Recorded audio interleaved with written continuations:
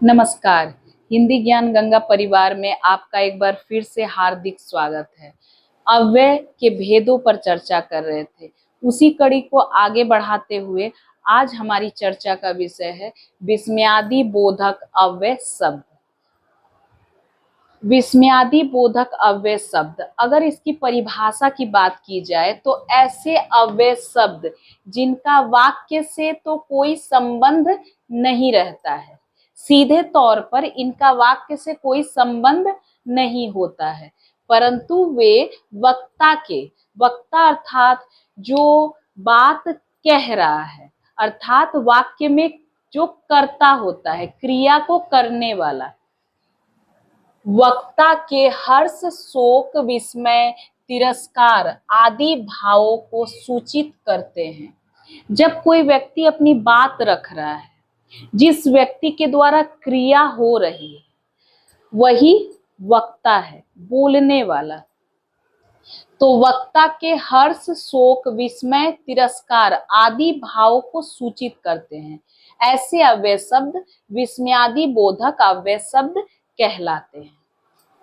तो वाक्य में इनका सीधे तौर पर कोई कार्य नहीं होता है, वाक्य से इनका सीधा कोई संबंध नहीं होता है। ऐसे अव्यय शब्दों का इनका क्या काम है? ये वक्ता के मनोभाव को व्यक्त करने में सहायक सिद्ध होते हैं।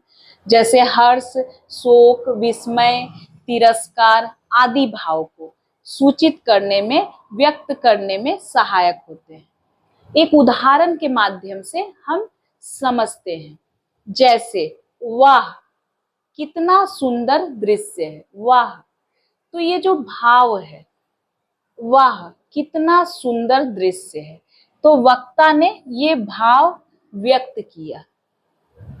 हाय अब मैं क्या करूं, हाय अब मैं क्या करूं। देखा जाए तो इन शब्दों का वाक्य से सीधा संबंध नहीं है। अगर इन दो शब्दों को हम हटा भी दे तो भी वाक्य पर कोई विशेष असर नहीं पड़ेगा। जैसे कितना सुंदर दृश्य है, अब मैं क्या करूं, वाक्य के अर्थ में कोई परिवर्तन नहीं आ रहा है इन दोनों शब्दों के न रहने पर, लेकिन इन दोनों के माध्यम से हमें यह अनुभूति हो जा रही है कि वक्ता का जो मनोभाव है, जैसे वो दृश्य देखकर उसका मन प्रसन्न हो गया है, तो उसने एक भावना अपनी व्यक्त की है, अपने मन के विकार को व्यक्त किया है। यहाँ पे क्या, वाह, वो खुशी, प्रसन्नता को, हर्ष को व्यक्त कर रहा है, वाह। हाय, हाय यहाँ दुख, शोक, परेशानी की स्थिति हमें यहाँ दिखाई देती है। हाय अब मैं क्या करूं। तो ये सारे अव्यय शब्द विस्मयादि बोधक अव्यय शब्द कहलाते हैं। अब इनके कितने भेद होते हैं, इन भेदों पर हम बारी बारी से चर्चा करते हैं। पहला है, क्या है, आधार क्या है, विस्मयादि बोधक के भेदों का क्या आधार है, किस आधार पर इनका वर्गीकरण किया जाता है, पहले उसे देखते हैं। मनोविकारों के आधार पर इनके निम्न 7 भेद होते हैं। मन के जितने विकार है उस आधार पर इनके 7 भेद हैं। पहला जो मुख्य भेद है वो है हर्षबोधक। हर्षबोधक, यहाँ प्रसन्नता, खुशी की भावना दिखती है। हर्षबोधक, आहा, वाह, वाह, धन्य, धन्य आदि। शोक बोधक, दुख, निराशा की स्थिति है, क्या है, हाय हाय, हे राम, आह। आश्चर्य बोधक, आश्चर्य का पता चलता, वाह, ओहो, यह क्या, अनुमोदन बोधक, ठीक, अच्छा, शाबाश, कहते हैं ना शाबाश। इसके बाद है तिरस्कार बोधक। तिरस्कार, छी छी, हट, अरे, दूर। स्वीकार बोधक, जी हाँ, अच्छा जी, ठीक ठीक, हाँ जी। यहाँ स्वीकृति का भाव है, स्वीकार बोधक। और 7वां है संबोधन बोधक। संबोधन बोधक अरे, रे, अजी, लोजी, यहाँ संबोधन का भाव है।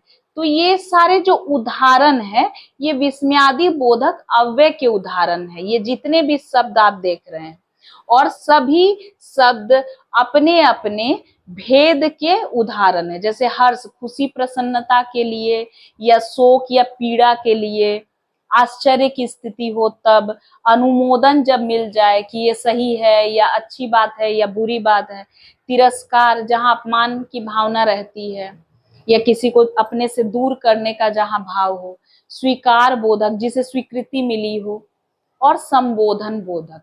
कुल मिलाकर 7 भेद हैं और ये विस्मयादि बोधक अव्यय शब्द के भेद हैं। तो उम्मीद है आपको विषय अच्छे से समझ में आ गया होगा कि विस्मयादि बोधक जो अव्यय शब्द हैं इनका वाक्य से कोई सीधा संबंध नहीं है। ये केवल मात्र वक्ता के जो मनोभाव है, उनके मन की जो अनुभूति है उस समय की, जब वो अपनी बात को रख रहे हैं, उनके मन में कैसी हलचल मची हुई है, किस स्थिति में वो है, तो वो जो मन के भाव जब व्यक्त कर रहे हैं उसके लिए विस्मयादि बोधक अव्यय शब्दों का प्रयोग किया जाता है। और यही इनका काम भी है। ये केवल वक्ता के हर्ष, शोक, विस्मय, तिरस्कार आदि भाव को सूचित करने का ही काम करते हैं। तो उम्मीद है आज की कक्षा आपको समझ में आई होगी। एक नई कक्षा के साथ हम आपके सामने उपस्थित होंगे। तब तक के लिए धन्यवाद।